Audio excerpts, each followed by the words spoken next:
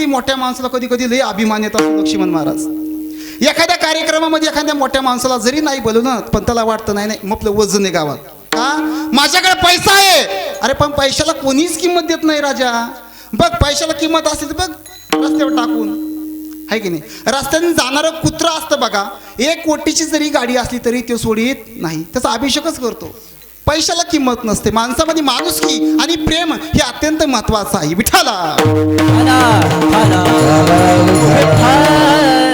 मग देवता त्या ठिकाणी आले, महाराज आम्हाला हे कथामृताचं दान द्या ना. पण बघा ज्यावेळेस आपण नम्रतेने जर गेलो ना तर भेटत असतं बघा. कारण ज्यावेळेस आपण संतांकडे जायचं असलं तर आपण नम्रतेने गेलो पाहिजे. पण आपला ताटपणाच जात नाही महाराज. मान मोडण्याच्या बारीला येते तरी वाकत नाही. पण कुठं वाकावं कुठं नाही वाकावं ते कळत नाही माणसाला, आहे की नाही. संतांच्या ठिकाणी माणसांनी वाकलं पाहिजे, देवाच्या ठिकाणी माणसांनी वाकलं पाहिजे, नम्र झालं पाहिजे. नम्र झाला भूता तेने कोटीले अनंत, कोटीले अनंत तेने कोटीले अनंत.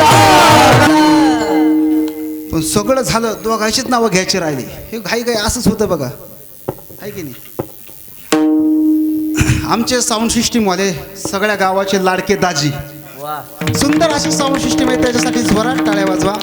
आणि ज्ञानाई तडका शूटिंगवाले दाजीला फोन केल्याबरोबर दाजी पिंपरीहून या ठिकाणी आले बरं का. दाजीसाठी बरं जोरदार टाळ्या वाजवा. आणि त्यांच्या चॅनलचं काय असेल ते काय सर काय करायचं काय म्हणतात, मला काही इंग्लिश येत नाही, पण ती घंटी दाबा.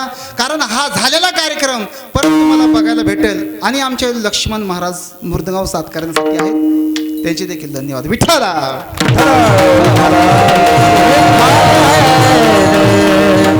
शुक महाराजांना प्रार्थना केली की आम्हाला हे कथामृताचं दान द्या. शुक महाराजांनी सांगितलं विनिमय तो बरोबर की वस्तू मी होत आहे. म्हणजे माझ्याकडे साधा 10,000 रुपयाचा फोन आहे आणि आमच्या किसन दाजीकडे जर आयफोन असेल तर उष्ट्या सफरचंदाचा असतो ना, आहे की नाही. आपल्याला काही एवढं माहित नाही. आणि त्याला सांगितलं दाजी हे फोन घ्या बरं माझा 10,000चा आणि तुमचा द्या ना 1,00,000 रुपयाचा. दाजी म्हणते महाराज कीर्तन करू वाटलं तर करा नाही तर घरी जा. अहो कुठं तुमचा 10,000चा मोबाईल, कुठं माझा 1,00,000 रुपयाचा मोबाईल, याच्यामध्ये बरोबरी होईल का? होऊ शकत नाही ना. पोरगा शेळ्याकडे आणि पोरगी इंजिनियर आहे, कशी बरोबरी व्हायची? याचे सूत्र जुळते का महिला मंडळ? बचत गट झोपलेला काकू पाठीमागच्या नाही, झोपलं नाही कोणी तसं. विठाला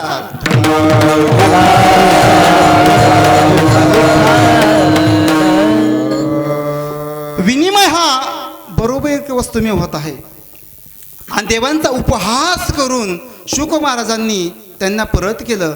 कथामृताचं दान त्यांना दिलं नाही. तुम्ही आम्ही खूप भाग्यवान आहेत की तुम्हाला ही कथा श्रवण करायला भेटते, ऐकायला भेटते. का कथेचं महत्व काय आहे महाराज आपल्याला देवपाने समजून सांगितलेलं आहे. कथेचं महत्व असं आहे की आपल्या घरामध्ये जरी कोणी एखादा अपघाती मरण पावलेला असला की ज्यांना नारायण नागबळी करून देखील मोक्ष प्राप्त होत नाही, अशा व्यक्तीला श्रीमद भागवत कथा मोक्ष प्राप्त करून देते. विठ्ठल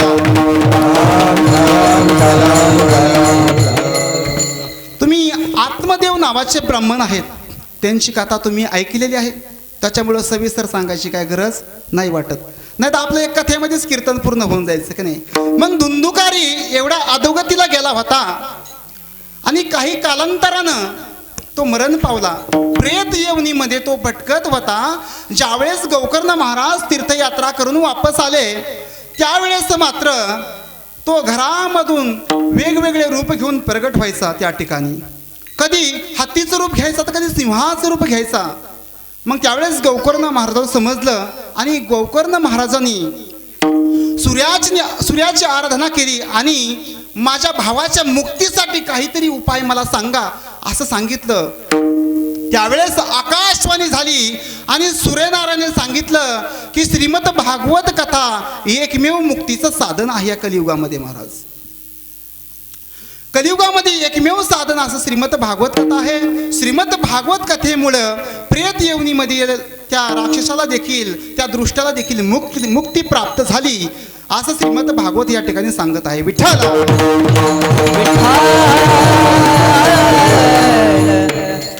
आणि या कलियुगामध्ये सगळ्यात महत्वाचा गुण म्हटलं या कलियुगामध्ये एक कलियुगाचा महत्त्वाचा गुण आहे बघा.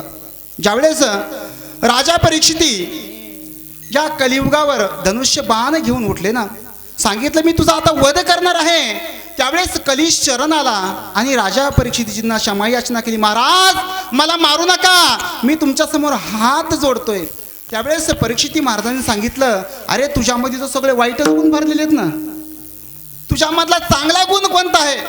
महाराज माझ्याकडे एक असा चांगला गुण आहे बरं का, खूप महत्वाचा आहे, जे कलियुगामध्ये कलयुग माझी करावे कीर्तन तेने नारायण देईल भेटी तेने नारायण देईल भेटी राम तेने नारायण देईल भेटी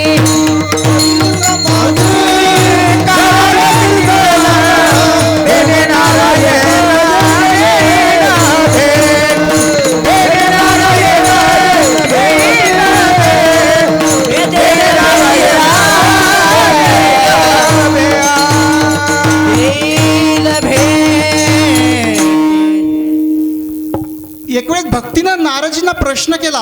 मग राजा परीक्षितीनं ह्या कलियुगाचा वध का नाही केला? एक दृष्टांत सांगतो तुम्हाला, तुमच्या लक्षात येईल. आम्ही नाशिक भागाला एका ठिकाणी कीर्तनाला गेल्याच्या नंतर कीर्तन झालं आणि रात्री आम्ही एक जणांच्या घरी महाराज मुक्कामाला थांबलो बरं का. आणि महाराज लोकांची खूप सोय असते मुक्कामाला थांबायचं म्हटलं की.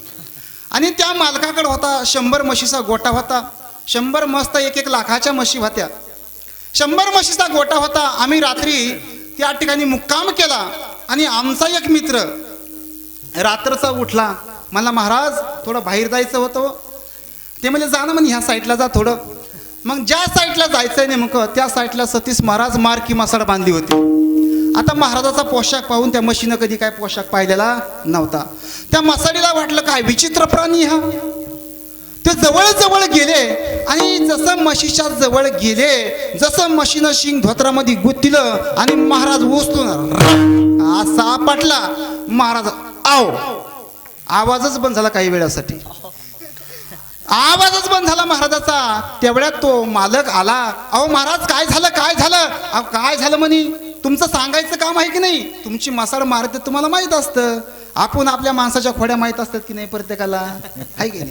मग तुमची मसाड मारती हे तुम्हाला माहिती आहे ना? महाराज अहो मी तुम्हाला सांगायचं विसरलो होतो. अहो विसरलो होतो, बरं झालं म्हणे वाचलो, नाही तर कंबरात मनका गेला असतं तर मग काय करायचं होतं? महाराज त्याने सांगितलं तुम्ही एवढी मसाड मारती, तुम्ही हिला विकून काढून टाकीत नाहीत ना. त्याने खूप असं गोड उत्तर दिलं. हे बघा म्हणे महाराज, जेवढ्या 40 म्हशी दूध देत नाहीत ना, जेवढ्या 40 म्हशी दूध देत नाहीत, ही एकटी म्हस एवढी दूध देते म्हणून हिला सांभाळतोय. तसं या कलियुगाला दमन का केलं नाही? तर कलियुगामध्ये एक चांगला गुण सांगितला, जे त्रतायुगामध्ये, त्रेतायुगामध्ये, द्वापार युगामध्ये जे पूजेनं ध्यानानं जे प्राप्त होत नव्हतं, त्या कलियुगामध्ये भगवंताच्या नामस्मरणाने प्राप्त होतं. विठ्ठल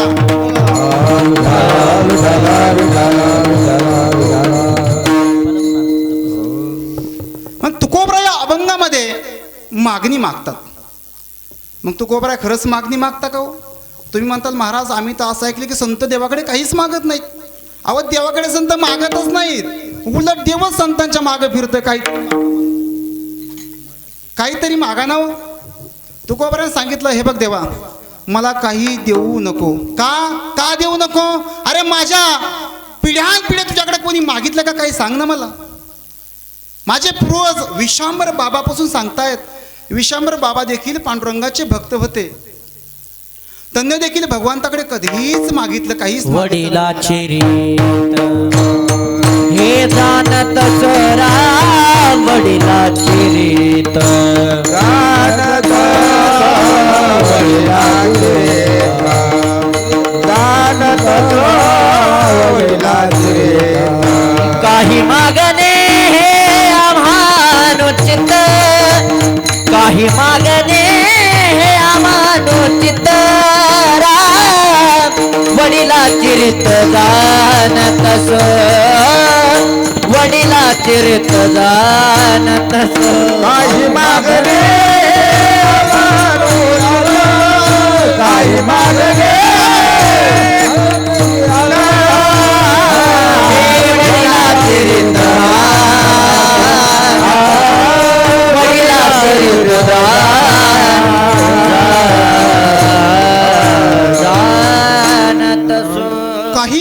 रामा नोहे अनुचित वडिलाची रीत जाणत असो. का अहो जे आमच्या पिढ्यानपिढ्या देवा तुमच्याकडे काहीच मागितलं नाही. तुमची चरण सेवा व्हावी, संत संगती व्हावी, याच्या व्यतिरिक्त काहीच मागितलं नाही. बघा तुकोबरा हे देवाला पटवून सांगतात, देवा आमच्या पूर्वजांनी देखील तुझ्याकडे काहीच मागितलं नाही, आम्ही देखील तुझ्याकडे काहीच मागणार नाही. रामायणामधील सुंदर असा एक प्रसंग आहे अंगद. आणि अंगद हा इतका शूरवीर होता आणि शूरवीर बापाचा बेटा होता. आणि अंगदजीला प्रभू रामचंद्रानं सेनापती केलं होतं. अंगद पाहायला जर गेलं तर पश्चिवनीमधील आहे, पण प्रभू रामचंद्राने सेनापती केलं आणि अंगदाला सांगितलं, अंगदा अरे ही लंका आहे ना सुवर्ण लंका, मी रावण मारल्याच्या नंतर तुलाच देणार आहे. अंगदाने सांगितलं, देवा आता बोलले तर बोलले, याच्या पुढे बोलायचं नाही. काय वजन आहे भक्तामध्ये महाराज. लक्ष्मणजीला राग आला. आता लक्ष्मणजी जरा शेषाचे अवतार, राग येणं स्वाभाविकच आहे ना. सांगितलं, अंगद अहो हे काय बोलताय तुम्ही, समोर कोणाला बोलताय असा तरी विचार करावा. लक्ष्मणजी तुम्ही शांत बसा, म्हणजे तुम्ही आमच्या मधात बोलू नका. का? कारण देवाला बोलण्याचा अधिकार हा भक्तांचा असतो. अंगदाने सांगितलं, भगवान ह्या सोन्याची ह्या लंकेची अभिलाषा माझ्या मनात नाही, ही मला पाहिजे जर असती ना. एक सांगू तुम्हाला, रावण किती ताकदवान होता. अंगदाच्या वडिलाचं नाव काय होतं? वाली. त्या वालीनं रावणाला असा बगलात दाबून 4 समुद्राचं स्नान केलं होतं. मग ही लंका मला जर घ्यायची असती तेव्हाच माझ्या बापाने त्याला बगलात दाबला असता, उसाच्या रसासारखा त्याचा रस काढून टाकला असता म्हणे, तेव्हाच ही लंका जिंकून घेतली असती. पण ज्या धनाची अभिलाषा माझ्या बापाच्या सुद्धा मनात आली नाही, ती माझ्या मनात कशी येईल. म्हणून देवा मला याच्या व्यतिरिक्त काही नको. काय ते मला तर अभंगाच्या पहिल्या चरणात तुको, हेची दान दे ग देवा, हेची दान दे ग देवा,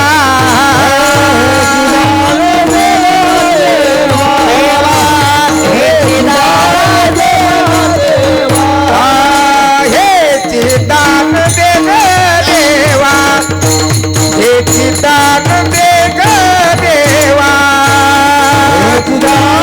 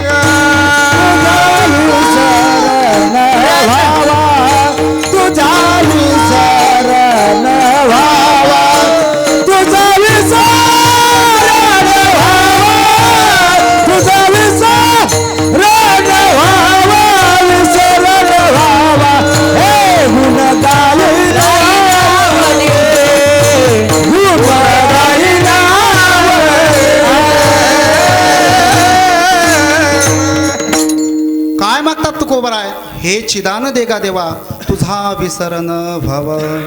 आणि तुम्हाला समजा महिला मंडळ, तुम्हाला देव जर प्रसन्न झाला तर तुम्ही देवाकडे काय मागता बरं? काय मागता? बोलत नाही काज मोहनवर तर धारण केलेले. देव तुम्हाला प्रसन्न झाला आणि देवाने सांगितलं बचत गट तुम्हाला काय पाहिजे ऑफर ते मागा, तर काय मागता तुम्ही? सांगता येत नाही. आपण म्हणतो देवाकडे हेच दान देगा देवा, शेजाऱ्याचा बंगला माझा व्हावा. हे तुमची आमची मागणी राहील महाराज. का? आपल्याला काय मागावं हे कळत नाही, आणि काही काही ना काय मागावं नाही हेही कळत नाही, काय मागावं तेही कळत नाही. कळायला पाहिजे माणसाला बघा.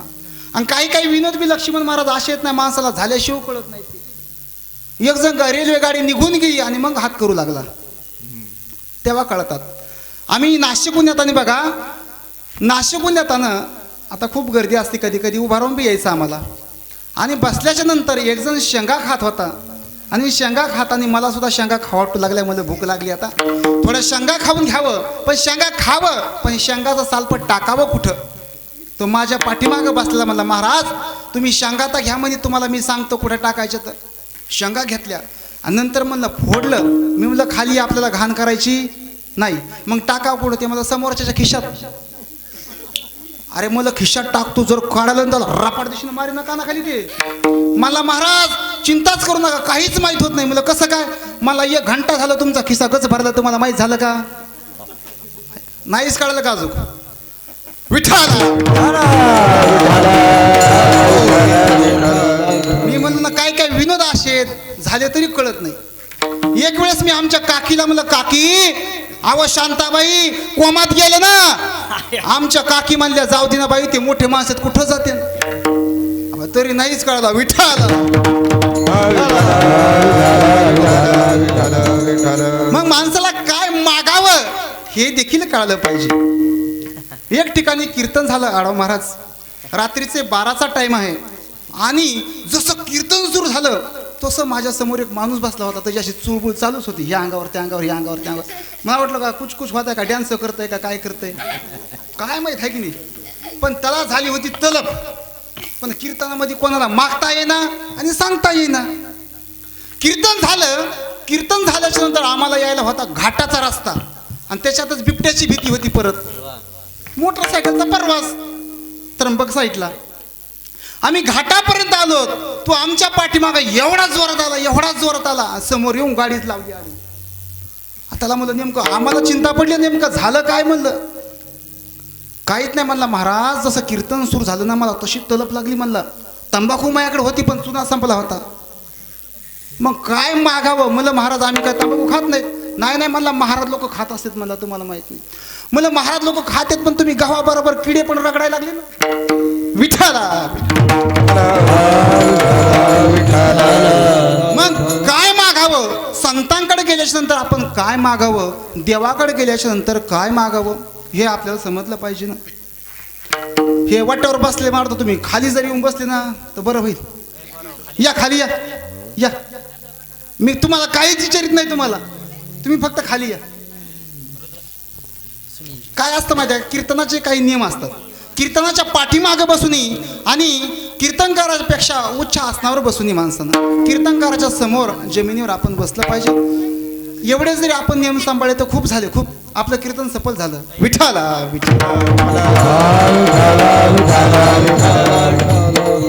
मग तुकोबराय देवाकडे का मागतात, तो तुझा विसर न व्हावा. तुकोबराय सांगतात, देवा अरे तुझा विसर न होण्याची ताकद खूप मोठी आहे.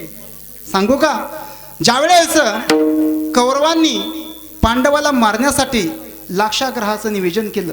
महाराज गावाच्या बाहेर काही अंतरावर त्या लाक्षा भवनाचं असं बनवलं, ते त्याच्यामध्ये कापूर वगैरे असा, म्हणजे काडी टाकल्याबरोबर टेंबा आग झाली पाहिजे. त्याच्यामध्ये अशा वस्तू वापरल्या. तुझा विसर न व्हावा हे सांगतो मी, ऐका, लक्ष देऊन ऐका. कारण लक्ष दिलं तर तुम्हाला कीर्तन समजेल बघा. आणि तुमचं लक्ष जर नसेल तर समजणार नाही. का, कारण मनाजीराव हे जास्त वेळ जागेवर बसत नाही. आता समोरच्या त्या मावशी असंच करू लागले इकडे इकडे. का, त्यांच्या लक्षात आलं असेल घरून आले पण लॉक लावले की नाही काय माहिती व्यवस्थित. कारण मनाजीराव हे जागेवर बसत नाहीत. आता इथं आहेत तर घरी जाऊन येतात, मोटर बंद झाली की नाही पाहून येतात, परत कीर्तनामध्ये सुद्धा येऊन बसतात. असं मन चपळ मन चंचल चपळ जाता येताना लगे वेळ, जाता येताना लगे वेळ, जाता येताना लगे वेळ,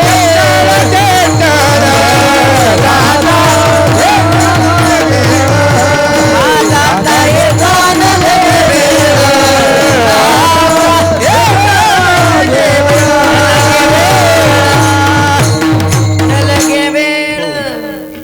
लाक्षागृह पांडवांसाठी बांधलं, मात्र पांडव त्या ठिकाणी राहिला जात नाहीत.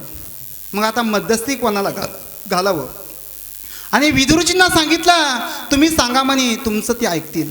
कारण विदुरजी एक असं व्यक्तिमत्व होतं महाराज, जर विदुरजींना कौरवाच्या बाजून काढलं जर नसतं ना तर कौरवांचा विजयच होता.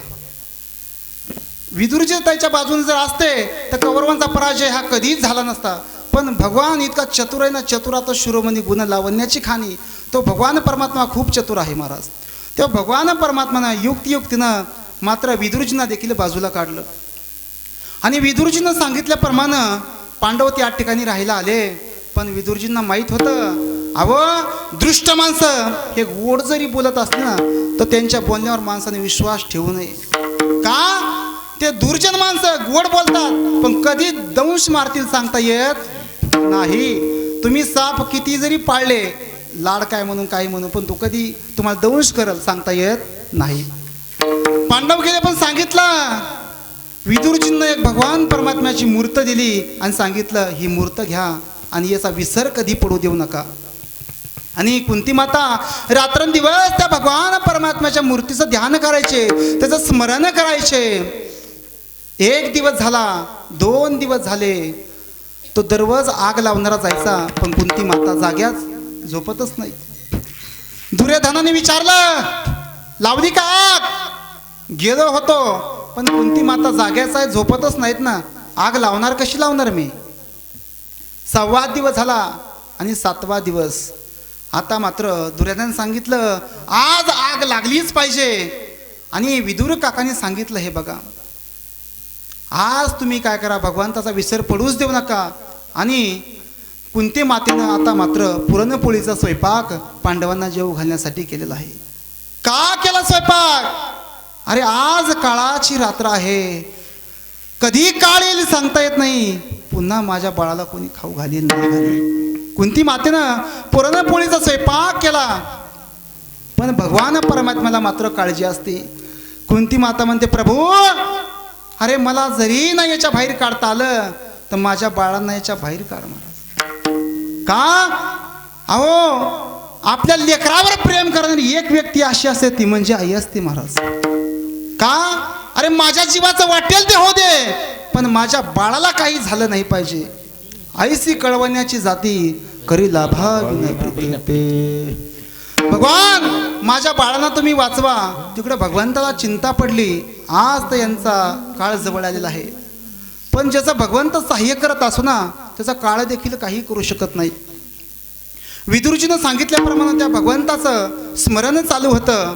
आणि भगवंतानी काय केलं, सुदर्शन चक्राला आज्ञा केली आणि भुयारी मार्ग त्या ठिकाणी खंदून काढला.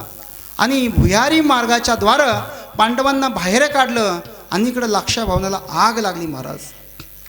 इकडे सगळी चर्चा झाली, पांडव आणि कुंती माता यांचा अंत झाला, अंत झाला, अंत झाला. आणि दुर्योधन महाराज यांनी इकडे दिवाळी सुरुवात केली. काही काही दुर्बुद्धीचे माणसं असंच असतात, दुसऱ्याचं वाईट झालं ना त्याला आनंद होतो बघा. दुसऱ्याचं वाईट झालं की त्यांना आनंद होतो. मग त्यावेळेस दुर्योधनानं इकडे दिवाळीला सुरुवात केली. पण भगवंताच्या कृपा आशीर्वादाने भगवंताने त्याला सुखरूप बाहेर काढलं. मग तेच तो कोबराय सांगतात, हे देवा अरे तुझा विसर न पडल्यामुळं पांडवांना जिवंत सुखरूप तू बाहेर काढलं रे. अखंड वनवासी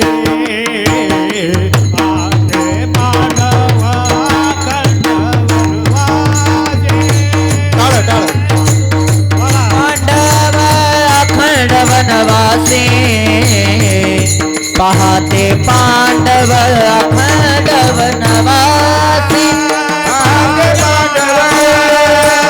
अखंड वनवासी पांडव अखंड वनवासी पाहते पांडव अखंड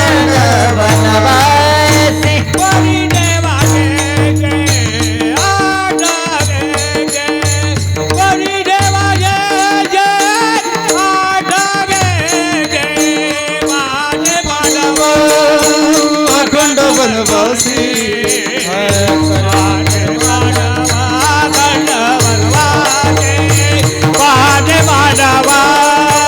अखंड वनवासी पाहते पांडव अखंड वनवासी पाहते पांडव अखंड वनवासी. पाहते पांडव अखंड वनवासी. पाहते पांडव अखंड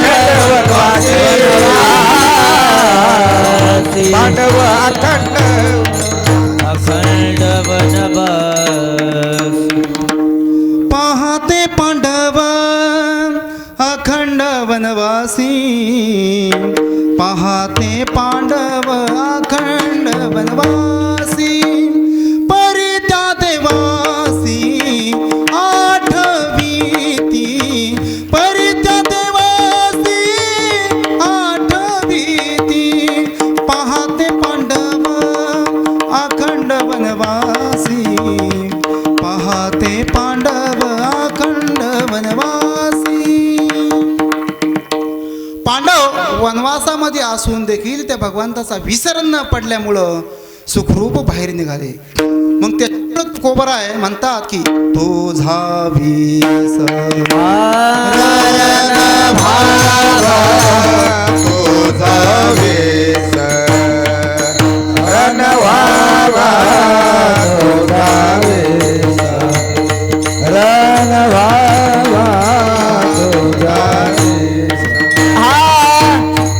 हेची दान दे गा देवा, हेची दान दे गा देवा, दान दे गा देवा, हेची दान दे गा देवा,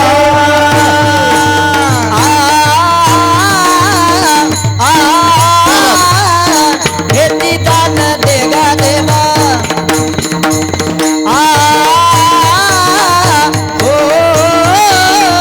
हेची दान दे गा देवा.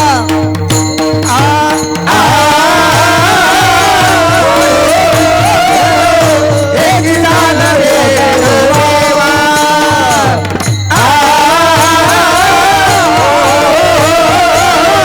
हेची दान दे देवा.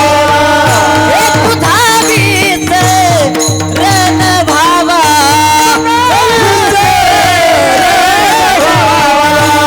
तुझा विसरण भावा,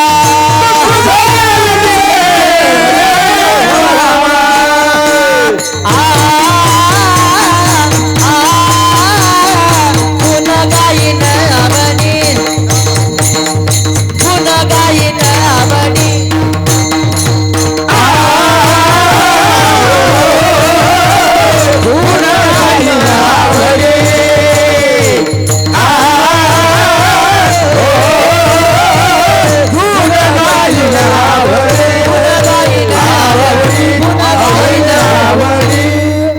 जोरदार टाळ्या वाजवल्या. काय असतंय हा, एखाद्यानं चाल चांगली जर म्हणली ना आपण टाळ्या वाजल्या पाहिजे. काय बसल्या बसल्या आपल्याला दुसरं काय काम आहे सांगा बरं, आहे काय काम काही? हाताने टाळी आणि मुखाने नाम. बरं टाळी वाजली तरी फायदा तुमचाच आहे आणि नाव घेतलं तरी फायदा कोणाचा? तुमचाच फायदा आहे. टाळी वाजली तरी फायदा तुमचा आणि मुखाने नाम जरी घेतलं मग फायदा तुमचा. लागोनिया पायाविनी तो तुम्हाला करटाळी बोला मोदीना, करटाळी बोला मुखीना. लागोनिया पायाविनी तो तुम्हाला करटाळी बोला मुखीना,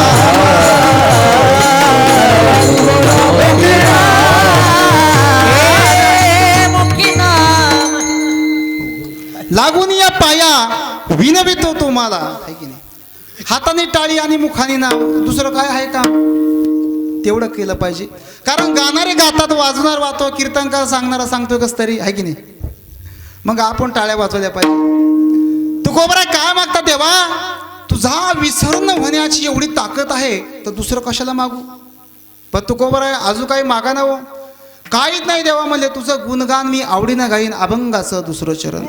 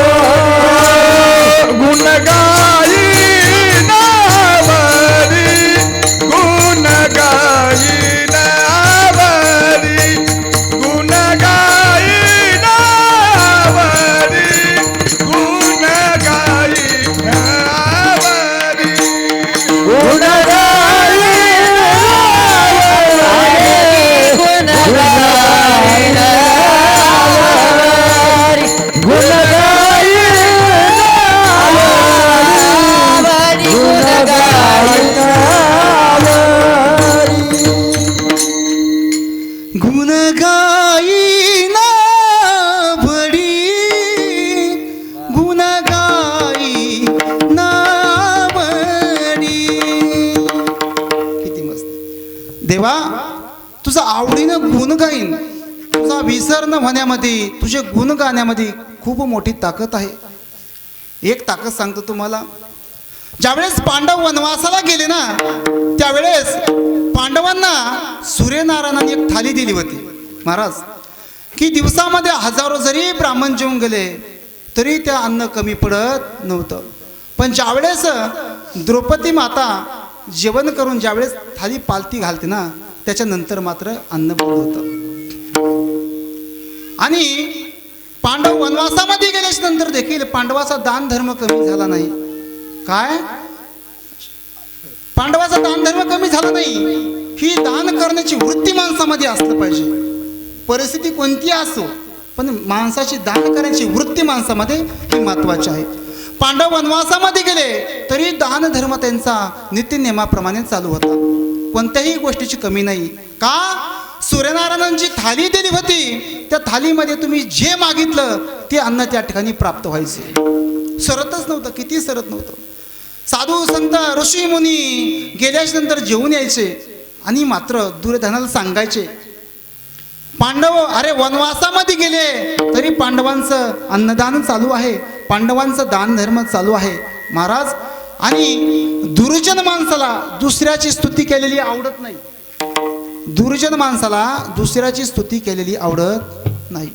कारण दुर्जन इतके खडतर ना, कधी घात करतील सांगता येत नाही.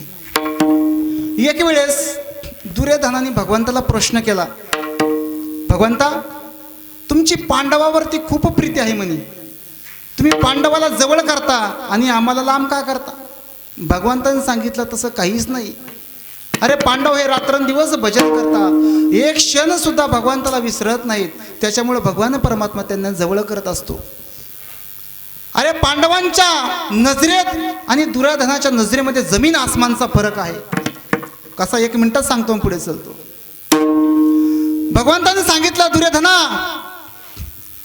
अरे जा म्हणले, ह्या पंक्तीमध्ये जा, हजारो ब्राह्मण या ठिकाणी जेवायला बसलेले आहेत आणि याच्यामधील चांगला एखादा ब्राह्मण माझ्याकडे आण बरं जाऊन.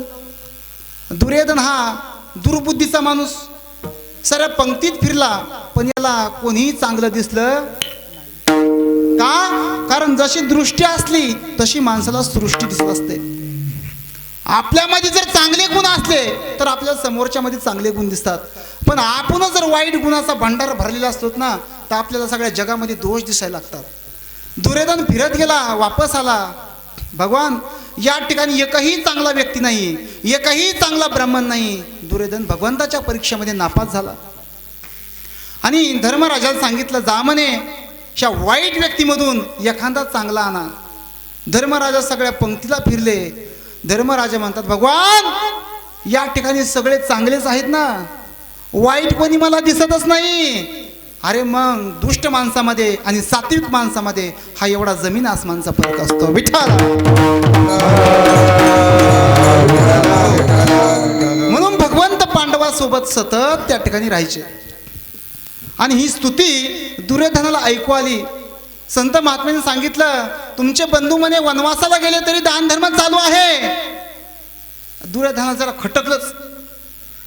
योगायोग असा की दुर्वास जी दुर्योधनाच्या घरी आले आणि दुर्योधनाने त्यांची 1 महिना सेवा केली. 1 महिना सेवा करून दुर्वास ऋषींना प्रसन्न केलं आणि सांगितलं, पांडवाला तुम्हाला छळण्यासाठी जावं लागतं. महाराज तुम्ही म्हणताल मग दुर्वासांना ही दुर्बुद्धी का सुचली? कारण अन्न हे दृष्टाच्या घरचं खाल्लं होतं बघा. कारण जसं तुम्ही अन्न खाताना तशी तुमची सद्बुद्धी होत असते.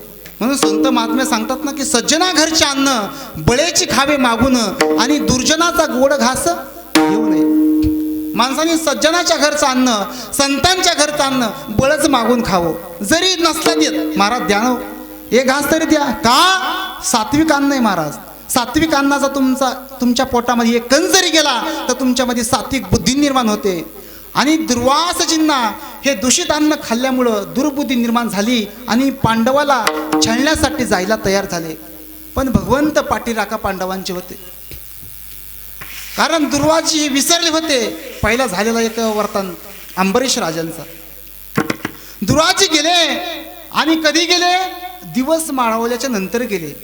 त्यांना माहित होतं की आता हे अन्न देऊ शकणार नाहीत, पण देव राखी तया मारील कोण? नमोडे काटा त्या- हिंडता वन नमोडे काटा नमोडे काटा हा हिंडता वन देवतारी तया मारील कोण? नमोडे काटा हिंडता वन नमोडे काटा हिंडता वन नमोडे काटा हिंडता वन देव मारी तया मारील नमोडे काटा हिंडता वन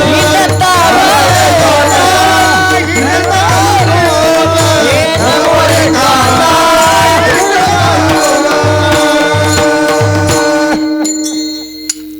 देव राखी तया मारील कोण? न मोडे काटा हिंडता वनी. देव राखी तया मारील कोण? न मोडे काटा हिंडता वनी. याच्यावर आपल्याला कितीतरी बोलता येईल.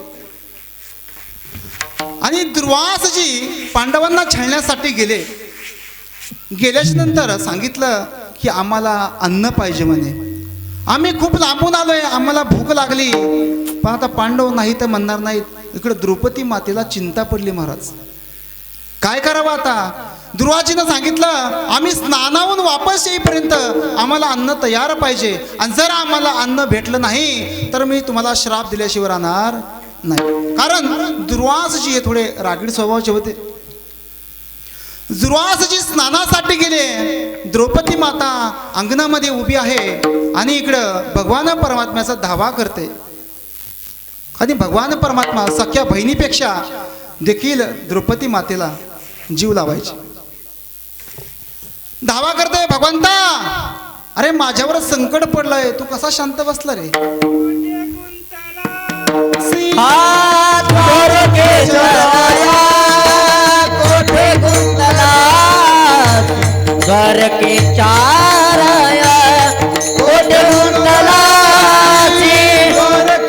राया कोठे गुंतला द्वारकेचा राजा वेळ का सकया लाविला वेळ का सकया लाविला कोठे गुंतला द्वारकेचा राजा कोठे गुंतबन द्वारके चाराया कोठे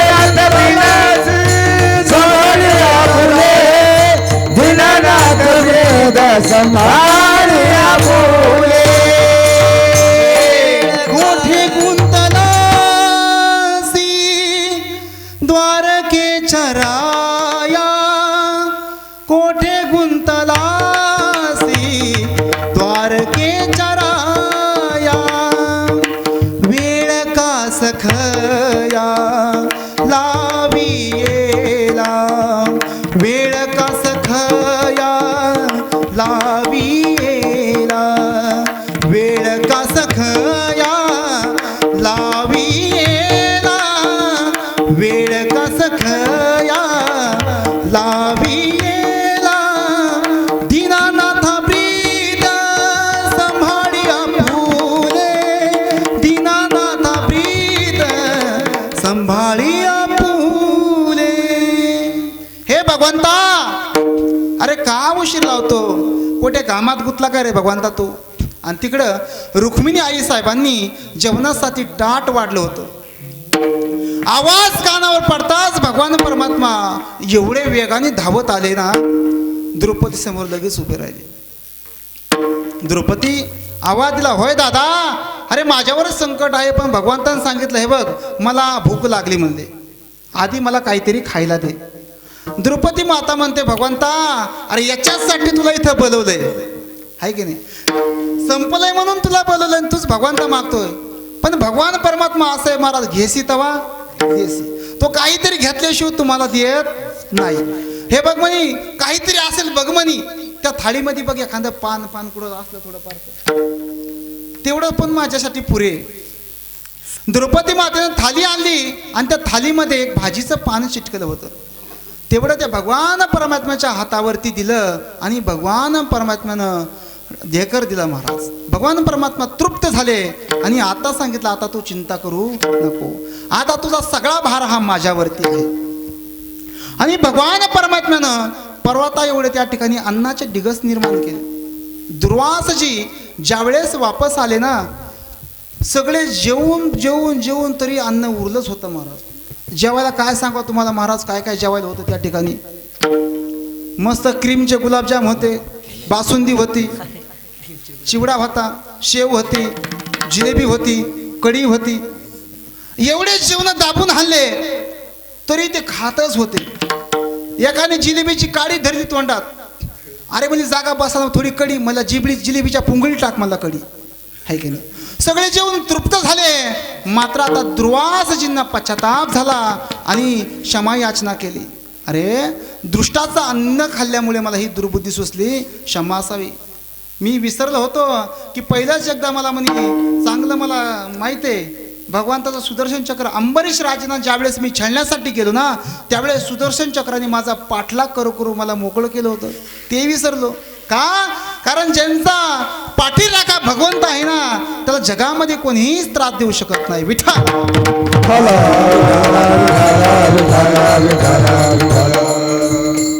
हे तुकोबाला सांगता, देवा तुझे गुणगान गायल्याची एवढी ताकद आहे, मग दुसरं मागू कशाला.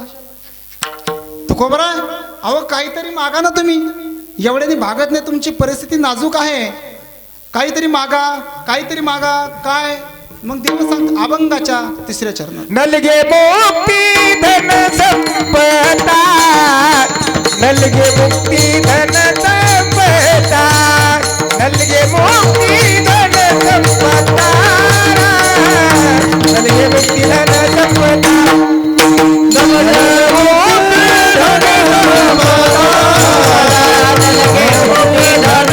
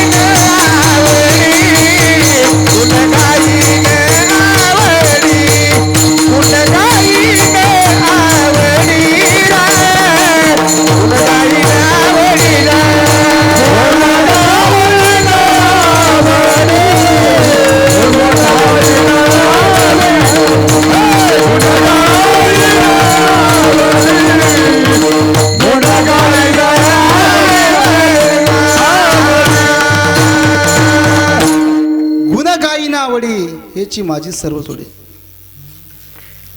ना गुळ गोड आहे, चांगला आहे की नाही, मस्त लागायला गुळ. गोड म्हणून मी 2दा खाल्ला. तुमची चाल एक चाल म्हणून 3दा गुळ खाल्ला मी. का गोड लागला हो? लागायला काय नाही. एका ठिकाणी बापू का असं आहे, तुमच्या प्रश्नाचं उत्तर पण देतो लगेच. कीर्तनाला गेलो मी आणि एक असा ह्या याच्यासारखा एक पैलवान माझ्या समोर बसला होता आणि कीर्तन संपू सर त्यांनी मला कमीत कमी 1 दुरणभर गुळ खाऊ घातला, पण तो गुळ थोडा खरट लागायचा. आता नेमकं मुलं काय प्रॉब्लेम आहे कशा समजच ना. मग कीर्तन झाल्यावर सांगितलं, बाळ्या अरे इकडचा गुळ जरा खरट आहे का? म्हणला नाही महाराज गुळ गोळे हो, पण मला म्हणे सर्दी झाली म्हणे 8 दिवस झालं आणि आजच मला जरा घट्टा आलेला आहे. त्याचा सगळा परिणाम. पण तसं नाही या ठिकाणी. नाना बसल्यामुळे मला चिंता नाही आहे की नाही. विठाला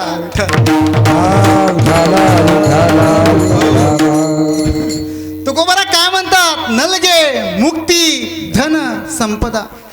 तुकोबारा तुम्हाला धन वगैरे का नको, कशाला म्हणले महाराज.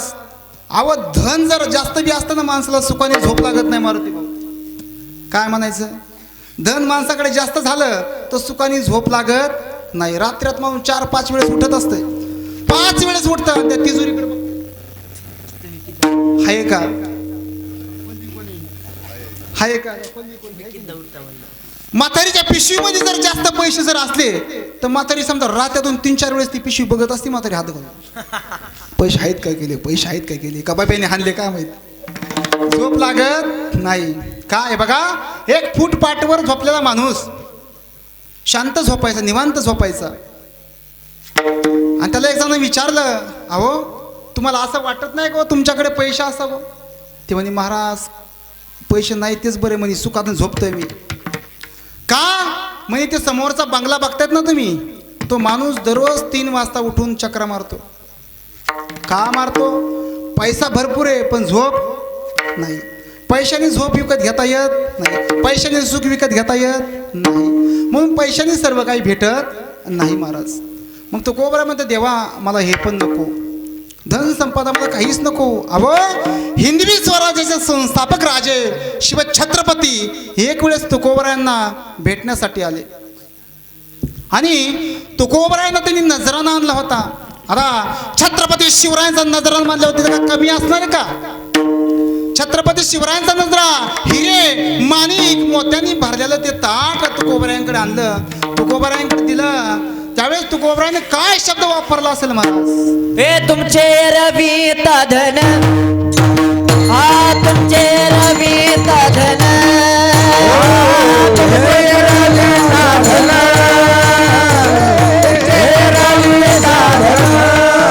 हे मद मृत्यू के समान, हे मद मृत्यू के समान. तुमचे ये रविता धन, तुमचे ये रविता धन,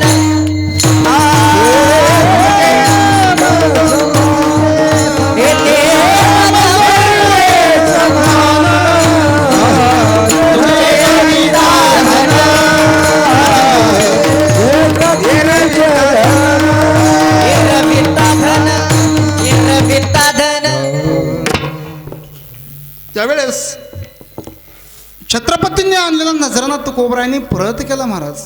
का, हे तुमचं धन नको आहे आम्हाला, आम्हाला याच्याशी काही घेणं देणं नाही. आमच्या जवळ होतं तेच आम्ही लोकांना वाटले. तुकोबराकडे होतं का नाही, होतं ना. तुकोबरा खूप श्रीमंत होते, पण जे भगवंतामध्ये आणि भक्तामध्ये जे आडवं येतं ना त्याला भक्त जवळ ठेवतच नाहीत मारुती भाऊ. बघा ज्यावेळेस गोपिका आणि भगवान कृष्णाला बघता बघता ही फक्त पापणी आडवी यायची. पापणी आडवी यायची तर त्या गोपिका नाही का ब्रह्मदेवाला शिव्या द्यायच्या. अरे कशाला ही पापणी बनवली असत का, माझ्या भगवान परमात्म्याला बघण्यासाठी मला 1 क्षणाचा विलंब होतो. कारण जे निर्मळ अंतःकरणाचे भक्त आहेत, जे सात्विक भक्त आहेत ना, ते 1 क्षण सुद्धा भगवंताच्या नामाशिवाय राहत नाहीत. तुकोबरा एका ठिकाणी सांगतात की आमचा वेळ वाया गेला, पण किती वेळ आमचा वाया गेला असेल. शिंक जांभळी खोकला, इतुकाची वेळ वाया गेला, इतुकाची वेळ वाया गेला, इतुकाची वेळ वाया गेला.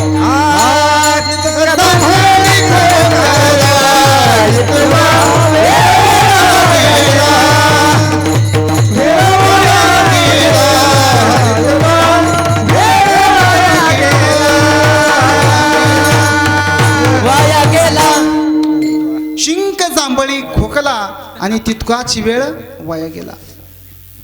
आयुष्यातला किती वेळ वाया गेला, तर शिंक जांभळी खोकला याला जेवढा वेळ लागतो ना तेवढाच वेळ आमचा वाया गेलेला आहे. नाही त्याच्या व्यतिरिक्त आम्ही सदा नाम घोष करू हरिकथा, तेने सदा चित्ता समाधान.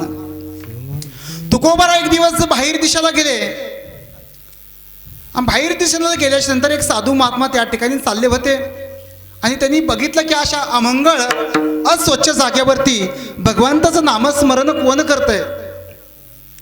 त्या साधू महात्मे जवळ गेले आणि बघतात तर काय, तर तुकोबरा त्या ठिकाणी बाहेर दिशेला बसलेले आहेत आणि तुकोबरांची जीभ धरली. अरे अशा अमंगळ अस्वच्छ जागेवर तू भगवंताचं नामस्मरण करतो. माझी मज झाली अनावर वाचा, माझी मज झाली अनावर वाचा, माझी मज झाली अनावर वाचा, माझी मज झाली अनावर वाचा, माझी मज झाली अनावर वाचा, माझी मज झाली माझी मज झाली अनावर वाचा, माझी मज झाली अनावर वाचा. छंद या नामाचा घेतलास, छंद या नामाचा घेतला, छंद या नामाचा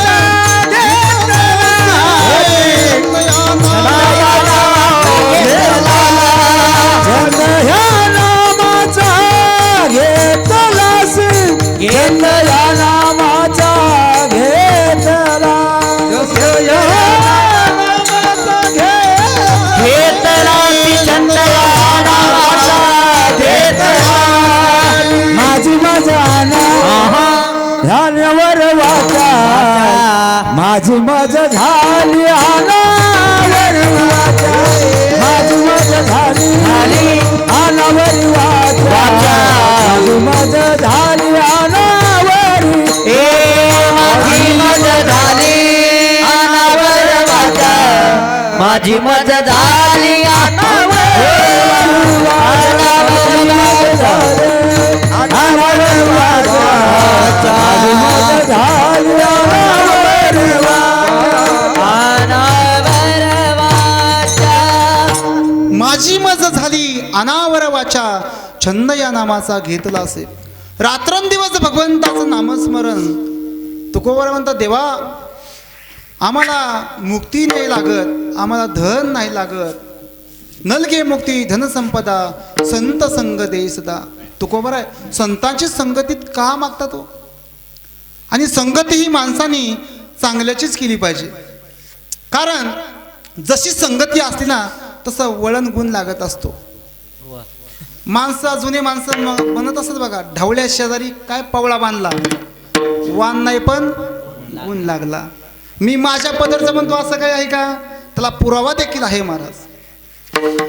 कुसंगे नाडीला साधू जैसा, कुसंगे नाडीला साधू जैसा, कुसंगे नाडीला साधू जैसा, कुसंगे नाडीला साधू जैसा, एकनाच्या संगे हिराज भंगला, एकनाच्या संगे हिराज भंगला, एकनाच्या संगे हिराज भंगला, एकनाच्या संगे हिराज भंगला, कुसंगे नाडीला साधू जैसा, कुसंगे नाडीला साधू जैसा, कुसंगे नाडीला साधू जैसा, कुसंगे नाडीला साधू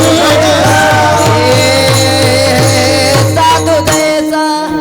ढेकणाच्या संगे हिरा जो थंडला, कुसंगे नाडला साधू जैसा. मला काय वाटतं, टाळ्या वाजवायच्यात ना तर जोरात वाजव.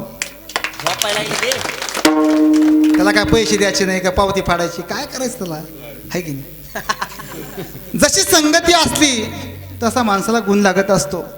बघा, हे मी तुमच्या समोर उभा आहे या ठिकाणी कीर्तन सांगतोय, फक्त संगतीचा परिणाम आहे.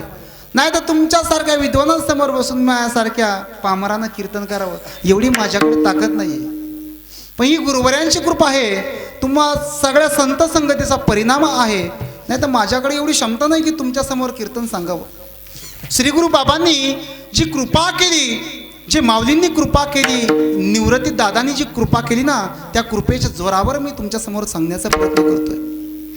एक जणांनी विचारलं, अरे तू एवढा बिनधास कशासाठी बोलतोय, कोणाच्या जीवावर बोलतोय? सांगितलं, माझी अक्कलकोटीची आई आहे ना, ती माझ्या सदैव पाठीची आहे. माझे आई अकल कोटी भिवून काती आहे पाठी. माझे आई अकल कोटी भिवून काती आहे पाठी. माझी आई भिवून काती आहे पाठी. माझे आई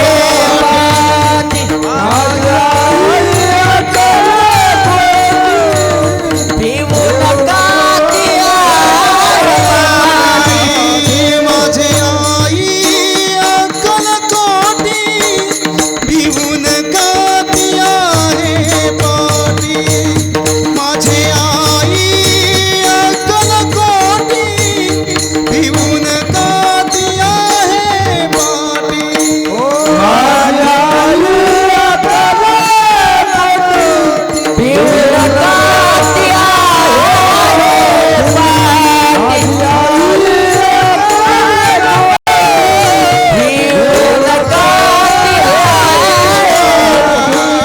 जिचे अजान बाहो रूप जी पूर्ण ब्रह्म स्वरूप.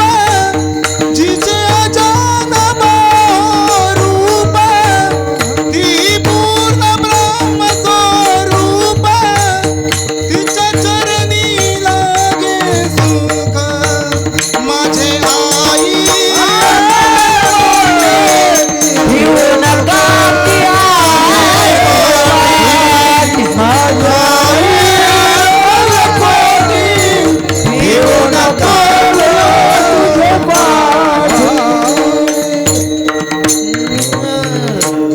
माझे आई अक्कलकोटी भिवू नका ती आई पाटी. महाराज सांगतात, अरे तुम्ही चांगले कर्म करा, मी सदैव तुमच्या पाठीशी आहे. तुम्ही चांगले वाटाने जात असतील, चांगले कर्म करत असतील, भलेही तुम्ही सेवेमध्ये 2 माळा कमी केले तरी चालतील. मला वाटतंय असं 11 माळा करण्यापेक्षा 1 माळ जरी आपल्या मनोभावानं भगवंताच्या नामस्मरणाची झाली ना, पण ती शुद्ध अंतकरणातून झाली पाहिजे, ती भगवंतापर्यंत पोहोचली पाहिजे. नाही तर आपलं असतंय राम नाम जपना आणि पराया माल आपणा, असं व्हायला नको, आहे की नाही. एका हातामध्ये माळ असते, एका हातामध्ये माळ असेल, लगेच इकडं पप्या म्हातारी कुठे, रामकृष्ण रामकृष्ण, पप्या म्हातारीला चहा सांग. थोडा करायचा परमार्थ, पण शुद्ध करायचा. महाराज तुकोबरात सांगतात की आमचा तर रात्रंदिवस भगवंताच्या नामस्मरणामध्येच वेळ जातो. नलगे मुक्ती धनसंपदा संत संग देई सदा. कारण चोराच्या संगतीला तुम्ही जर गेले ना, चोराच्या संगतीला तुम्ही काही काळ काही वेळ जर तुम्ही राहिले, तर मग सतीश महाराज तुम्हाला रस्त्याला एखादी चिंधी जरी पडलेली असली का तुमचं मन का तुम्हाला असं वाटतं पैसे आहेत का माहित नाही. बैसता सोरा पाशी तैसी होय बुद्धी. देखताची चिंधी मन धावे, व्याभिचारापाशी बैसता क्षण भरी देखताची नारी मन धावे. महाराज तुम्ही जशी संगती कराल तसं तुम्हाला गुण लागतो. महाराज संगती चांगल्याची केली पाहिजे. मित्र जरी आपण जीवनामध्ये जोडले ना, मित्र चांगलेच जोडले पाहिजे. मित्र पाहिजे महाराज जीवनामध्ये, पण चांगले मित्र पाहिजे. दुखडवायला उंबरा सारखा मित्र बनव्या मधी गारव्या सारखा. मित्र बनव्या मध्ये गारव्या सारखा. एक तू मित्र कर आरशा सारखा. मित्र बनव्या मध्ये गारव्या सारखा. मित्र पाहिजे, पण चांगला पाहिजे. माणसाने एखादा तरी वारकरी मित्र करावा. का करावा? अरे एखादा तरी वारकरी मित्र केला ना, एक दिवस तरी तुमच्या तो हाताला धरेल आणि तुम्हाला आळंदीला देऊला घेऊन जाईल. एक वेळेस तरी तुम्हाला हाताला धरेल आणि आषाढी कार्तिकीची वारी तो करून आणेल. त्याच्यामुळं चांगला मित्र जीवनामध्ये असणं अत्यंत महत्त्वाचं आहे. महाराज आणि वाईट जर मित्र केला तर तुम्हाला तो धाब्यावर नेल्याशिवाय राहणार नाही. म्हणून संगती चांगली करायची. म्हणून तुकोबाराय म्हणतात की संतांची संगती आम्हाला प्राप्त व्हावी. विठोबा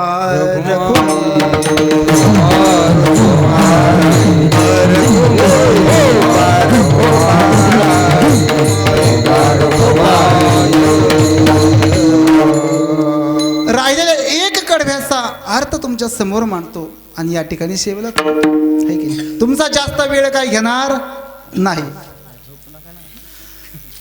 तुकोबाराय सांगतात नलगे मुक्ती धनसंपदा संता संग देई सदा.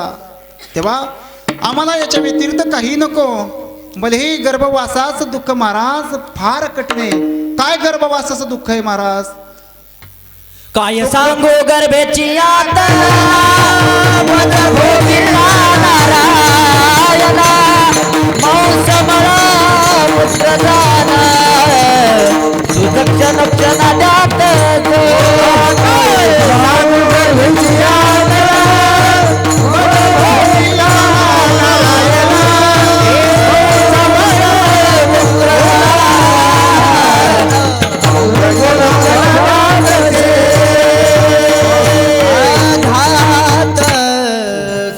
काय सांगू गर्भीची यातना मज भोगिता नारायण मा समळ मूत्र जाना तुझ शना शना ध्यात असे पृष्ठालेप चौकडे नाकी तोंड कृमीकडे गर्भवासाचे दुःख गाडे पुढे सांगावे. का त्या आईच्या गर्भामध्ये बाळ असणार त्या बाळाची अवस्था अशी असते महाराज. असं वाकडं तिकडं होऊन ते पडलेलं असतं.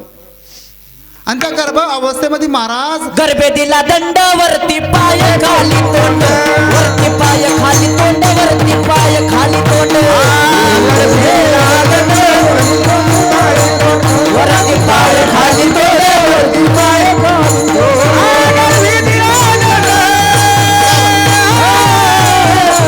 गर्भे दिला दंड वरती पाय खाली तोंड वरती पाय खाली तोंड वरती पाय खाली तोंड. अशा त्या गर्भामध्ये यातना होत असतात. पण त्या अवस्थेमध्ये माता माऊलीला डोळे लागतात. आता आपले डोहाळे जर सांगायला गेलं तर वेळ पुरणार नाही. आणि तेवढा वेळ आपल्याकडे नाही आहे की नाही. ते काय मागच्या काकी आता झोपल्यात नाही. कोण झोपलं नाही. बरं इकडे समोर माझ्याकडे बघा. इकडे इकडं बघितलं समजून तुम्हाला आहे की नाही. मग त्या अवस्थेमध्ये माता माऊलीला डोळे लागतात. कोणाला बोरं खाऊ वाटते, कोणाला ऊस खाऊ वाटतोय, कोणाला बदाम शेक प्या वाटतंय.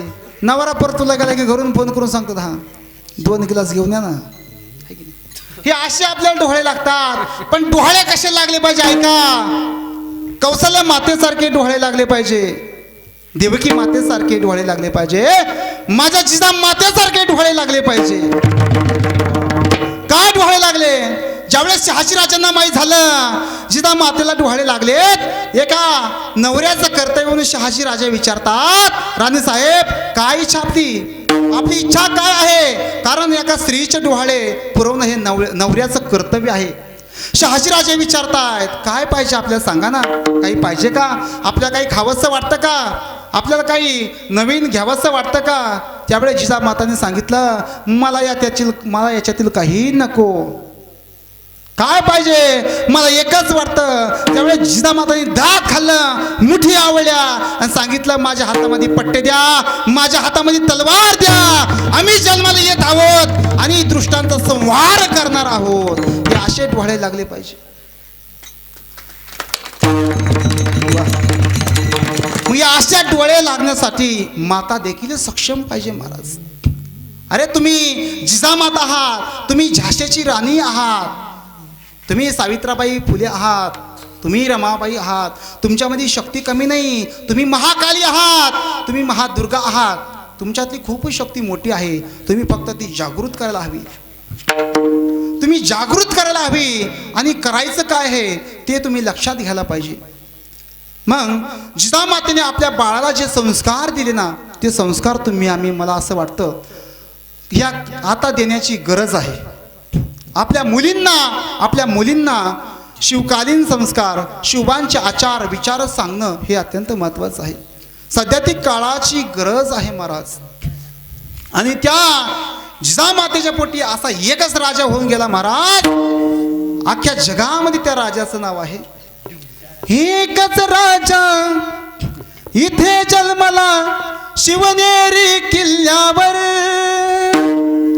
माझ्या देवाचं नाव गाजते किल्ल्याच्या दगडावर, शिवरायाचं नाव गाजते गड किल्ल्याच्या दगडावर, माझ्या राजाचं नाव गाजतंय गड किल्ल्याच्या दगडावर, माझ्या राजाचं नाव गाजतंय गड किल्ल्याच्या दगडावर. एकच राजा इथे जन्मला शिवनेरी किल्ल्यावर, एकच राजा इथे जन्मला शिवनेरी किल्ल्यावर, शिवरायाचं माझ्या राजाचं, शिवरायाचं माझ्या राजाचं, शिवरायाचं नाव गाजते गड किल्ल्याच्या दगडावर, शिवरायाचं नाव गाजते गड किल्ल्याच्या दगडावर, राजाचं नाव गाजतंय गड किल्ल्याच्या दगडावर, माझ्या राजाचं नाव गाजतंय गड किल्ल्याच्या दगडावर.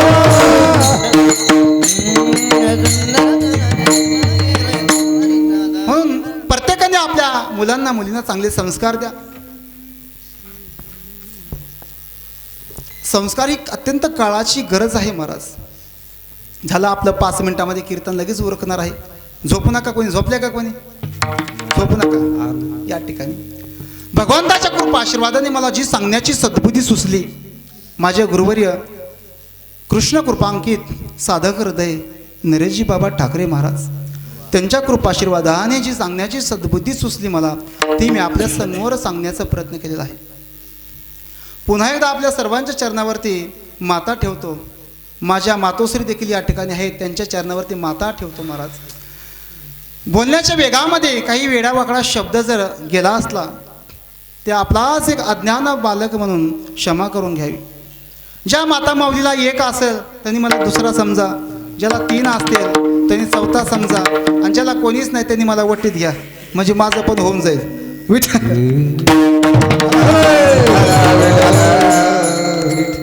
झालेली सेवा या ठिकाणी थांबतो. सेवेला पूर्ण राम ज्ञानेश्वर.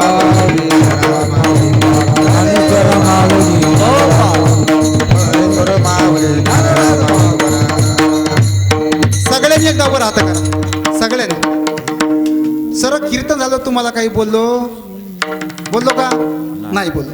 मग आता सगळ्यांनी वरी हात करायचे, आवडीनं प्रेमानं टाळ्या वाजवत भजन करायचे. वर हात केले का? महिला मंडळ पुरुष मंडळ वाट्यावर बसले, पाठीमागे बसलेले, खाली बसलेले, वरी बसलेले, खालतं वरतं केले का? आता येतो चहा घेऊन.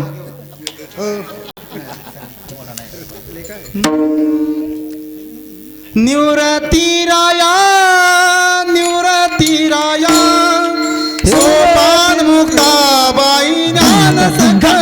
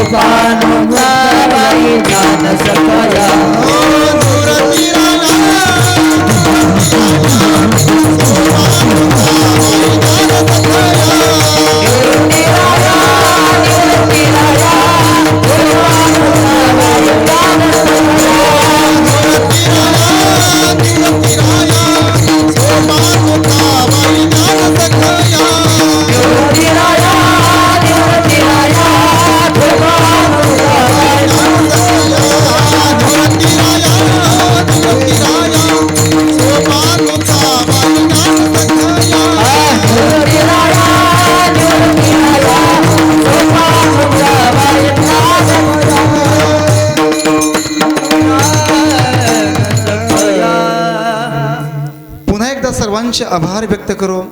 ज्यांनी उत्तम अशी साऊंड सिस्टीम या ठिकाणी लावली, त्यांच्यासाठी एकदा जोरदार टाळ्या वाजवा.